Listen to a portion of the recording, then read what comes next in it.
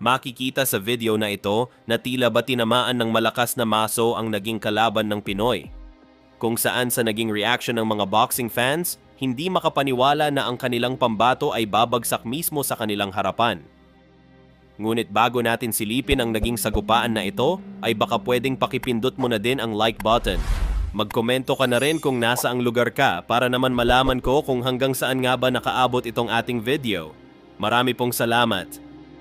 Sa nakalipas na isang taon na pamamahinga sa larangan ng boxing, matapos mabigo sa kapwa Pinoy na si Gimel Magramo sa pamamagitan ng unanimous decision ng ating kababayan at alias the Dreamer ng Negros Occidental na si J.R. Raquenel, ay nagtungo ito sa lupain ng South Africa para sa muli nitong pag-akyat sa ibabaw ng lona upang harapin ang hometown undefeated fighter na si Landil Angsiki. At ito ay para sa bakanting WBO Intercontinental Super Flyweight title. Si J.R. Raquenel ay sanay na itong lumaban sa labas ng ating bansa, na halos lahat ng kaniyang mga naging laban ay tinatapos niya lamang naman sa puro knockout. Subalit sa pagkakataon na ito ay itong South Africa ang pinakadelikadong napuntahan ng ating kababayan, sapagkat bukod sa underdog siya sa magiging duwelo na ito, ay alam din ng kaniyang kampo na talamak ang dayaan sa lupain na kanilang napuntahan, kung saan marami na nga pong Pinoy boxer ang nagtangkang dumayo dito pero umuuwi lamang silang mga talunan lalo pat aabot sa mga hurado ang desisyon ng laban. Habang ito namang pambato ng South Africa, mataas ang kumpiyansa nito sa sarili dahil sa kaniyang pinaniniwala ang taglay na lakas. Maging mga boxing analyst ay pumapabor din sa kaniya, kaya naman ang tingin nito sa ating kababayan ay isang masarap na pagkain lamang na inihain sa kaniyang harapan.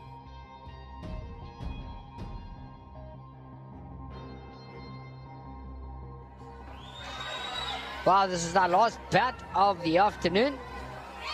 Yeah, the last, also the third of the Filipinos against South Africa. So far, Brown, it is one each. Down goes the South African, Landili Manga. The represent Brian Southpaw versus significantly taller than his opponent. That's a good showing. To fight. And there's Rapino. Well, we saw in the last fight, we saw Filipino win. What is catching the South African? This up. And he's a southpaw. And I'm looking at his body, Brian. He looks dry, so he might not maybe be. And he still got knocked out. Rapino. Over 12 rounds. And also for Tuna Puncher. Yeah, they look pretty big. They really look big. It's amazing how big the guys come out of his shell now. To worry about now the rounds. He says, I don't care. Mikey with. And if Mikey has warmed up and he'll be able to do something. But one thing I can. So you are winning the first round. Definitely won the first round, Brian. In the first two, very well conditioned, very focused. Is well big. Oh, big right. Oh! Unbelievable stuff there from J.R. Raquenel from the Philippines. Is it going to be two in a row for the Filipinos?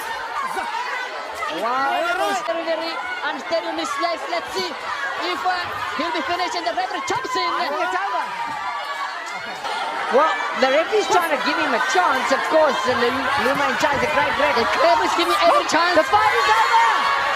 Unbelievable stuff here in East London. Two guys from the Philippines have succeeded in one style. Wow. Sa laban na ito ng ating kababayan ay nagtagumpay nga po ang kanilang naging plano, kung saan kailangan nilang talunin ang kalabang Afrikano sa pamamagitan ng knockout upang masigurado ang kanilang panalo. Dahil dito ay itinanghal din si J.R. Raquenel na bagong WBO Intercontinental Super Flyweight Champion, habang ang undefeated na ipinagmamalaking pambato ng mga South African boxing fans at inaasahan sanang mananalo sa laban, ay dito niya pala matitikman ang kauna-unahang talo sa kaniyang buong professional boxing career.